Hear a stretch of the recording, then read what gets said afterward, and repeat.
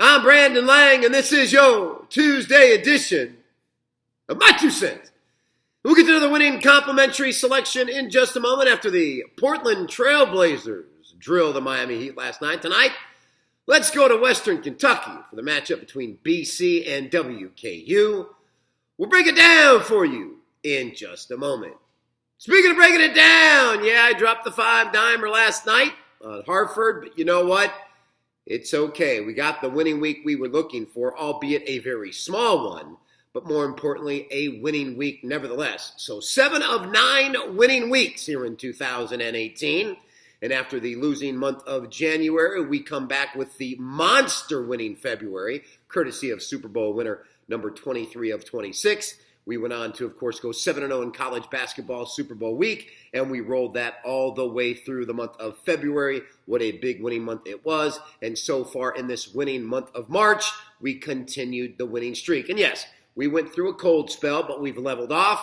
And to sit here before you here 2 days before the big dance starts on Thursday night, a couple playing games on Tuesday and Wednesday, to have 7 of 9 winning weeks to stabilize as we get ready to attack a very important winning week number 2 in a row and 8 of my last 10.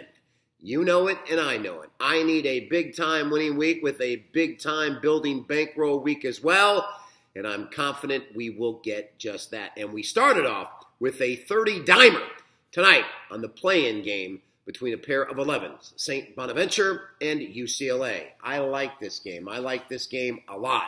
Hence the reason why we have jumped it up to a 30-dime play. Let's get on the board. Opening night of the big dance with the 30-dimer as we start the journey here for winning week number 2 in a row and 8 of my last 10. All right. Complimentary winner in a moment.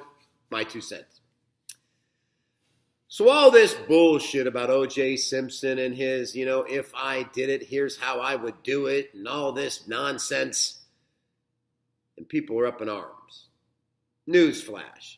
If you're out there right now and you still think O.J. Simpson didn't do it, you got to watch some bullshit show on Fox with him saying, well, if I did do it, here's how I would do it.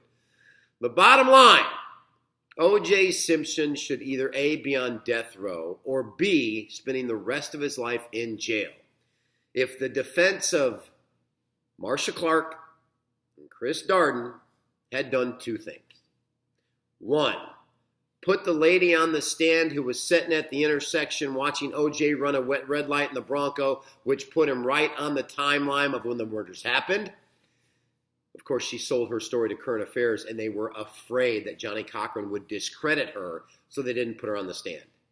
And 2, when Chris Darden walked into Marcia Clark's office after interviewing Mark Furman, the detective, and said, this guy is racist, we can't put him on the stand, and Marcia Clark said, yeah, but he ties the DNA, we're going to put him on the stand. If they don't put Furman on the stand, and if they call that witness who put O.J. running the red light in the Bronco, he's spending his rest of his life in jail. The defense fumbled and fumbled big time. And at the end of the day, this guilty son of a bitch who killed 2 people continues to walk around and flaunt his life because, yes, he did get away with murder. I was living in L.A. at the time, and everybody knew he was guilty.